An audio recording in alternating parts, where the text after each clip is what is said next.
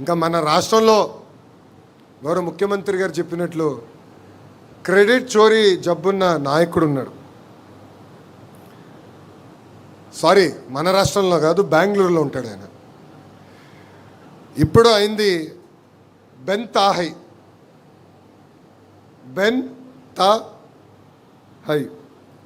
3 రోజులు బెంగళూరులో, ఒకరోజు తాడేపల్లిలో, 3 రోజులు హైదరాబాద్లో ఉన్న వ్యక్తి. ఒక కంపెనీ తీసుకురారు, ఒక పని పూర్తి చేయరు. మనం తీసుకొస్తేమో మేం చేసామంటారు. విచిత్రం ఏంటంటే గూగుల్ ఒక అద్భుతమైన ఉదాహరణ.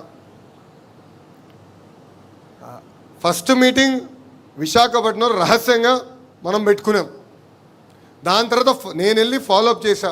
మళ్ళీ వాళ్ళు వచ్చి గౌరవ ముఖ్యమంత్రి గారిని కలిశారు.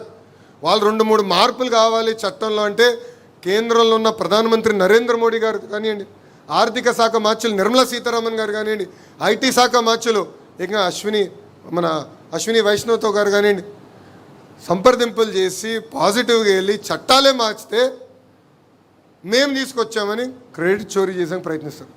చలో తీసుకోండి రాబాయ్ అంటే ఏకంగా వాళ్ళ ఎంపీఏ కోర్టుకు వెళ్ళి అలాంటి కంపెనీకి భూములు ఎట్టిస్తారని పిల్లేస్తారు. అంటే ఎంత అన్యాయమో ఒక్కసారి మనందరం ఆలోచించాలి. ఇది ప్రజల్లోకి తీసుకెళ్లాల్సిన అవసరం ఉంది. గౌరవ ముఖ్యమంత్రి గారు ఈరోజు చాలా అద్భుతంగా చెప్పారు. వివేకానంద రెడ్డి గారి హత్యనే ఒక అద్భుతమైన ఉదాహరణ. ఎట్లా వాళ్ళ నాయకుడిని చంపేసి ఆ నెపం మన పైన వేశారు. ఆ రోజు మనం పని చేసుకుంటూ పోయాం, సంక్షేమం చేసుకుంటూ పోయాం, అభివృద్ధి చేసుకుంటూ పోయాం. కానీ వాళ్ళు చెప్తున్న అబద్ధాలని తిప్పికొట్టలేకపోయాం. మనందరిపైన బాధ్యత ఉంది.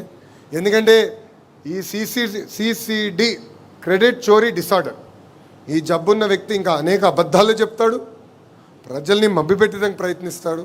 మనం తిప్పికొట్టాల్సిన బాధ్యత ఉందని ఇక్కడున్న నాయకులందరికీ తెలియజేసుకుంటున్నాను.